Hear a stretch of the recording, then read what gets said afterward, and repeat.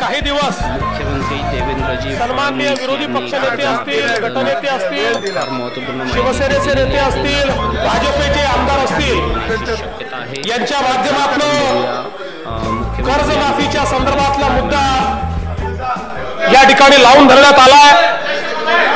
अध्यक्ष महोदय, कर्जमाफी या संदर्भात वारंवार या सभागृहामध्ये मी मत व्यक्त केलं की कर्जमाफीच्या विरोधात आम्ही नाही, आम्ही कर्जमाफीच्या बाजूने आहोत, पण कधी केली पाहिजे, कशी केली पाहिजे या संदर्भात शासनाची काही मतं आहेत। अध्यक्ष महोदय, कर्जमाफी हा केवळ राजकीय घोषणांपुरता मर्यादित असू नये, तर या कर्जमाफीच्या माध्यमातून खऱ्या अर्थानं शेतकरी सुखी आणि समृद्ध झाला पाहिजे, तो कर्जमुक्त झाला पाहिजे। याकरता खऱ्या अर्थानं आपण कर्जमाफीची या ठिकाणी मागणी केली पाहिजे।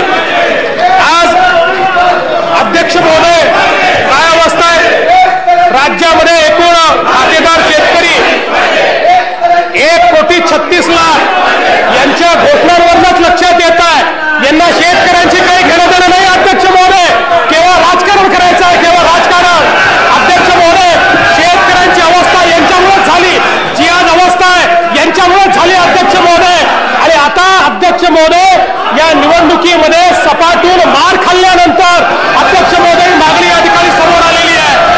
अध्यक्ष महोदय, खऱ्या अर्थानं या ठिकाणी खातेदार शेतकरी 1,36,00,000 आहे।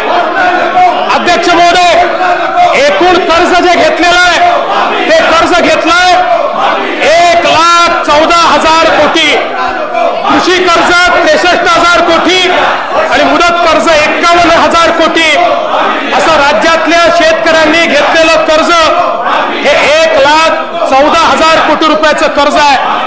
अध्यक्ष महोदय, याच्यामध्ये अगदी आपण जे ओव्हरड्यू झालेलं कर्ज आहे याचा जर विचार केला तर ते अध्यक्ष महोदय जवळजवळ 31,57,000 म्हणजे 1,08,00,000 शेतकऱ्यांपैकी 31,57,000 शेतकऱ्यांचं कर्ज काही ना काही कारणाने ओव्हरड्यू आहे।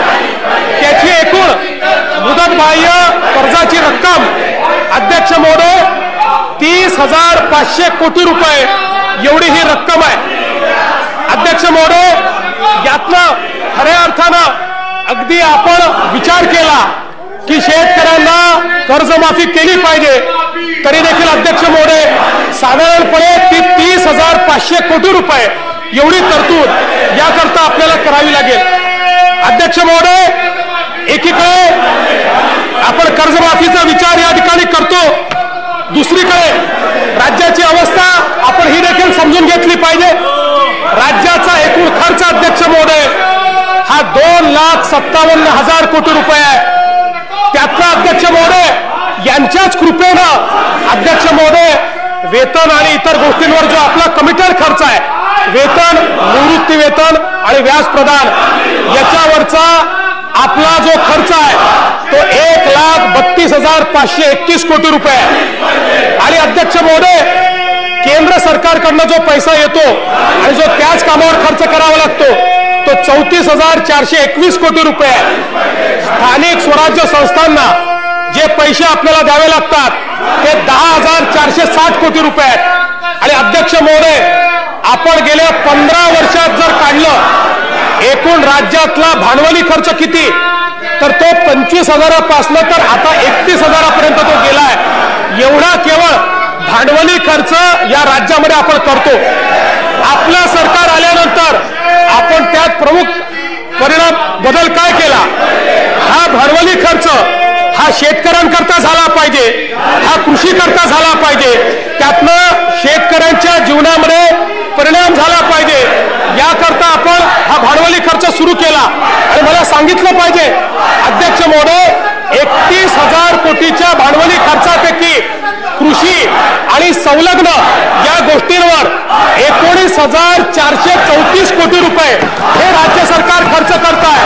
आणि मी हे सांगतो अध्यक्ष महोदय, हा रेकॉर्ड आहे, यांनी दाखवावं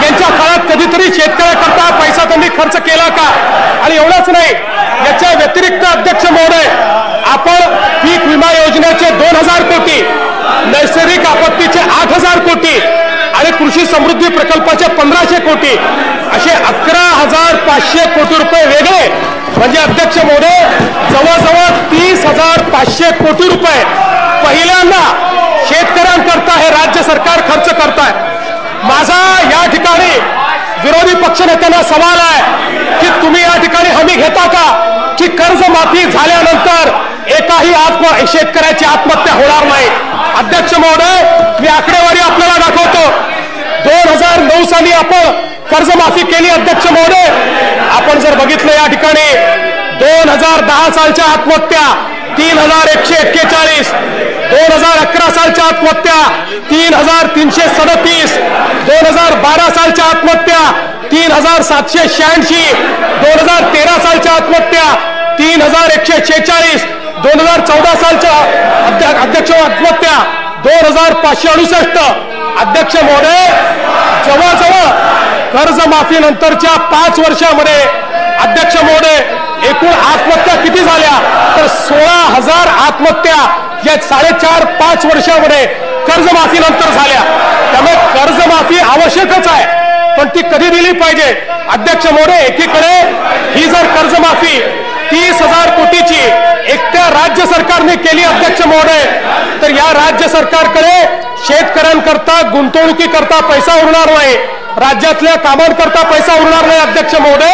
आणि मग पुन्हा एकदा जे शेतकरी या ठिकाणी अध्यक्ष महोदय, आपण बघा, मी आपल्या समोर हा केंद्र सरकारचा रिपोर्ट दाखवतो.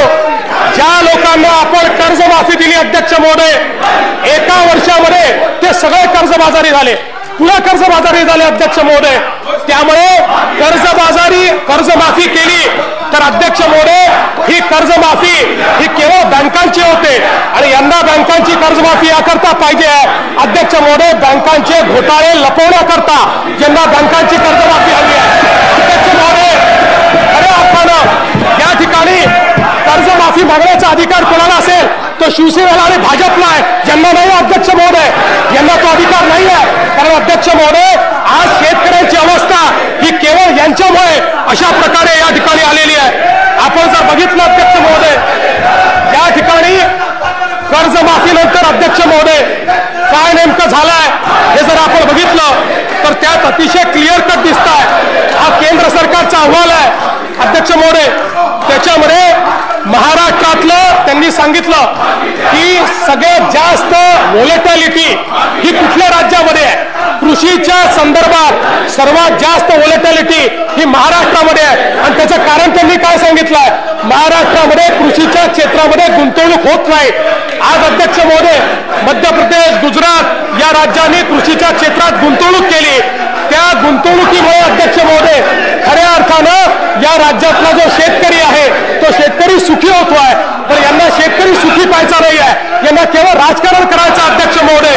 आणि म्हणून या ठिकाणी आपण बघा अध्यक्ष महोदय, इंडियन स्कूल ऑफ बिझनेस यांनी जो रिपोर्ट दिलाय त्या रिपोर्टमध्ये अतिशय स्पष्टपणे अध्यक्ष महोदय या ठिकाणी सांगितलंय की 2009च्या कर्जमाफीनंतर ज्यांची कर्जमाफी झाली होती त्यांना बँकांनी क्रेडिट वर्दी समजलेलं नाही आणि त्यांना क्रेडिट वर्दी न समजल्यामुळे अध्यक्ष महोदय खऱ्या अर्थानं त्यांना पुढे कर्जच मिळत नाही. त्यामुळे अध्यक्ष महोदय, आपल्याला माहिती आहे नियम असा आहे, ज्याचा OTS होतो त्याला क्रेडिट वर्दी समजलं जात नाही. हा रिपोर्ट 2016चा आहे की ज्याच्यामध्ये अध्यक्ष महोदय 2009च्या कर्जमाफीनंतर 4 वर्षापर्यंत त्यांना क्रेडिट वर्दी न समजल्यामुळे त्यांचा स्केल ऑफ फायनान्स देखील चेंज झालेला नाही आणि त्यामुळे त्यांना नव्याने कर्ज हे या ठिकाणी मिळालेलं नाही. आणि म्हणून अध्यक्ष महोदय, कर्जमाफी महत्वाची आहे हे कोणीच डिनाय करत नाही, पण जोपर्यंत आपण कर्जाकडनं अध्यक्ष महोदय या ठिकाणी रिलीफ आणि रिहॅबिलिटेशन कडनं गुंतवणुकीकडे आपली अर्थव्यवस्था नेणार नाही तोपर्यंत अध्यक्ष महोदय या ठिकाणी खऱ्या अर्थाने होऊ शकत नाही. आणि हे एवढ्या मोठ्या मोठ्या गोष्टी करतात. आम्ही कर्जमाफी दिली, तुम्ही 7,000 कोटी रुपये दिले होते, अरे आम्ही तर नुसत्या दुष्काळाचे 8,000 कोटी रुपये थेट शेतकऱ्यांच्या खात्यामध्ये त्या ठिकाणी जमा केले आहेत. त्यामुळे अध्यक्ष महोदय, ही जी मागणी या ठिकाणी यांच्याकडनं चाललेली अध्यक्ष महोदय यांना तो अधिकारही नाही आहे। या निवडणुकीमध्ये सपशेल पराभूत झाल्यानंतर राजकीय दृष्टीनं यांनी केलेली ही मागणी अध्यक्ष महोदय, पण तरी देखील राज्याच्या शेतकऱ्याकरता काहीही करायला राज्य सरकार तयार आहे। आणि म्हणून अध्यक्ष महोदय, एकीकडे शेती क्षेत्रातली गुंतवणूक राहिली पाहिजे, ती गुंतवणूक चालू ठेवली पाहिजे।